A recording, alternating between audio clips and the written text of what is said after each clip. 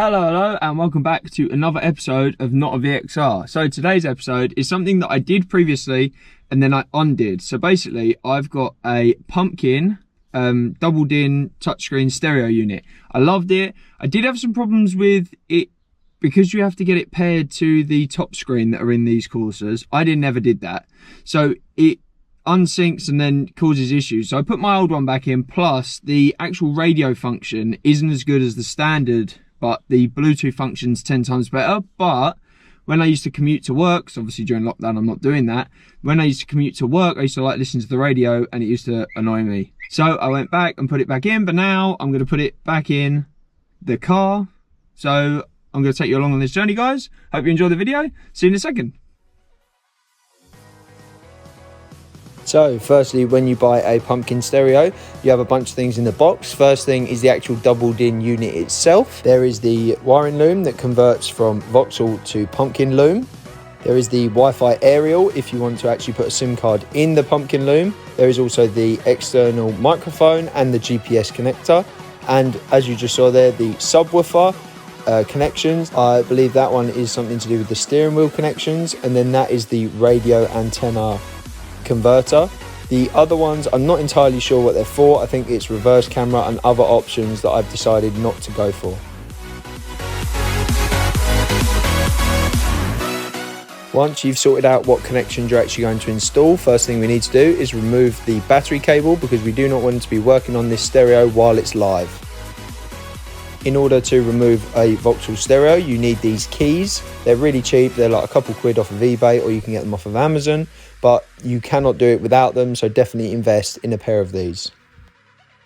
You will see 4 holes in each of the corners of your stereo, so you need to slide the keys into there first of all. After you've firmly pushed them in, because it can be quite hard at times, you want to push the keys out and towards you. This is to release the pins, so your stereo should slide straight out like you're going to see here. It can be quite hard if your stereo has never been released before, so definitely give it a firm tug. Now that the stereo is out, you need to unclip your radio and unclip the wiring loom. To do this, you need to pinch it together and pull it towards the back of the stereo.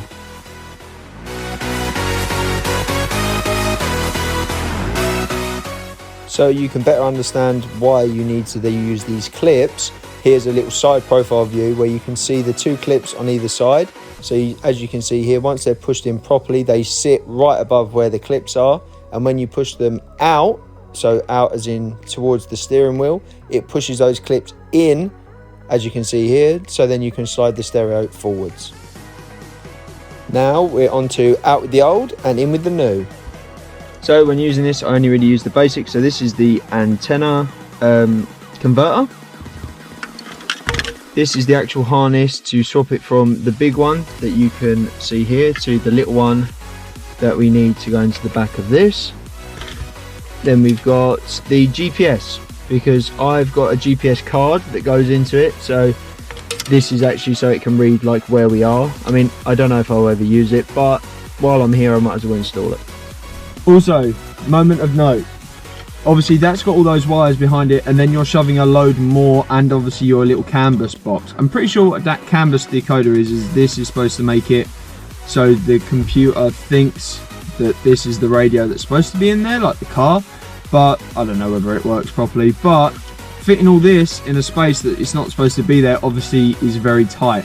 So be careful when you're putting it back in, because you're going to be crushing wires, so you need to be careful where you place them before you push it back in.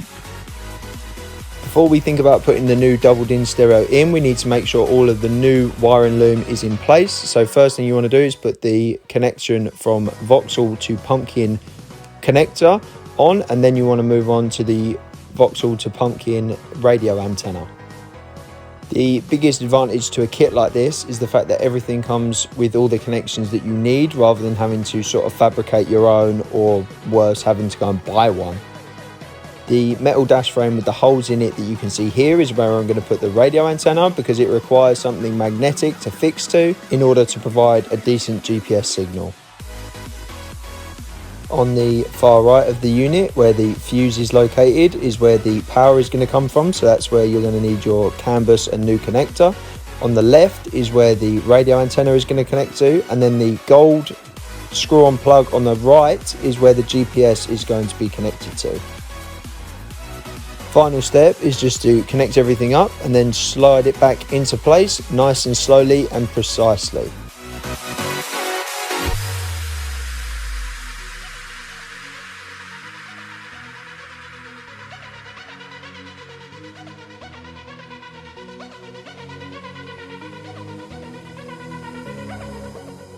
As I said before, make sure you tuck all those wires up because they will get pinched and you will break your stereo.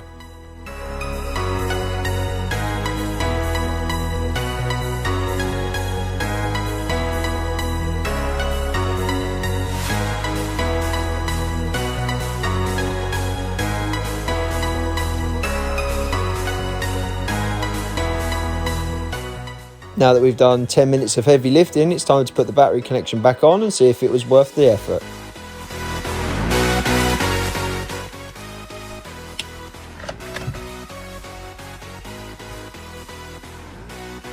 If you get to this step in the process and this doesn't light up, it means that it's either you have a loose connection or something's not sitting right. So you need to pull your stereo back out and check everything is wired up properly. But obviously before you do that, disconnect your battery again.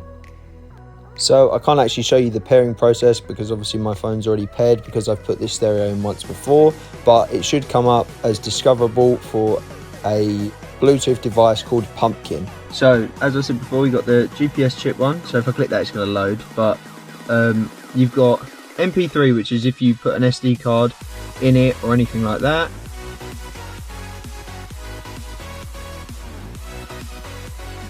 You got your radio. Turn that down. Then you got your same thing again, but it's you can play films, USB, put your USB in the back, and etc, etc. I don't really use any of this stuff, if I'm honest, so yeah, shoot me down if you think I'm not using its full capability. But so you got here, you've got obviously you can dial, so you got phone book, you've got your contact thing, but if I click it you're going to see all my numbers, so that's not going to happen. You've got obviously clicking on who's paired, and then here is like some of the music that I use on my videos, so we can actually play that and see the comparison. Well, it's not really a comparison, but obviously you guys know what it's like because you own one of these.